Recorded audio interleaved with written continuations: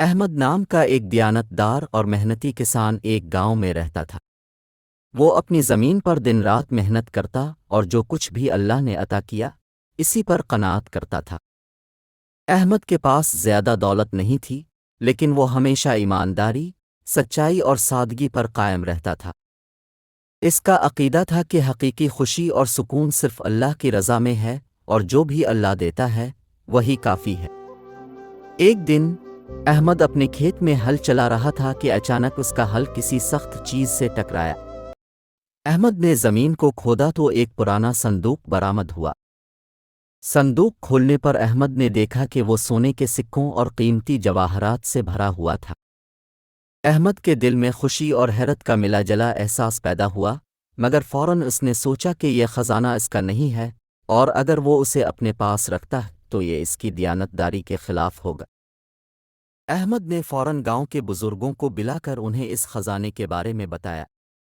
بزرگوں نے احمد کی دیانتداری اور نیک نیتی کی بہت تعریف کی اور کہا کہ آج کے دور میں ایسے لوگ بہت کم ملتے ہیں۔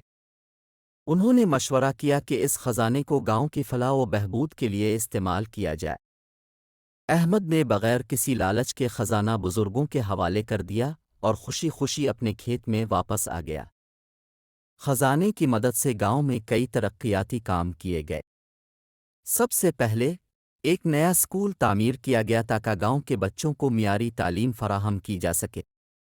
پانی کی قلت کا مسئلہ حل کرنے کے لیے نئے کنویں کھودے گئے اور گاؤں کی سڑکیں بہتر کی گئیں تاکہ آمد و رفت میں آسانی ہو۔ احمد کی دیانتداری کی بدولت گاؤں ترقی کی راہ پر گامزن ہو گیا اور گاؤں کے لوگ احمد کی عزت کرنے لگے۔ احمد کی دیانتداری اور سچائی کا یہ واقعہ جلد ہی پورے علاقے میں مشہور ہو گیا۔ دور دراز کے لوگ اس کی کہانی سننے کے لیے آنے لگے اور اس سے یہ سبق سیکھا کہ دولت اور پیسہ سب کچھ نہیں، بلکہ حقیقی قدر ایمانداری اور دیانتداری کی ہوتی ہے۔ احمد کا عمل اس بات کی بہترین مثال بن گیا کہ دنیاوی دولت عارضی ہے، جبکہ سچائی اور دیانتداری انسان کو دائمی عزت اور سکون عطا کرتی ہے۔ ایک دن گاؤں کے رئیس نے احمد کو بلایا اور کہا، احمد، تمہاری ایمانداری نے ہم سب کے دل جیت لیے ہیں، میں تمہیں انعام دینا چاہتا ہوں۔ احمد نے مسکراتے ہوئے جواب دیا، میرے لیے سب سے بڑا انعام اللہ کی رضا ہے اور میں اسی میں خوش ہوں۔ رئیس نے احمد کی سادگی اور دیانتداری کو سراہا اور اسے گلے لگا لیا۔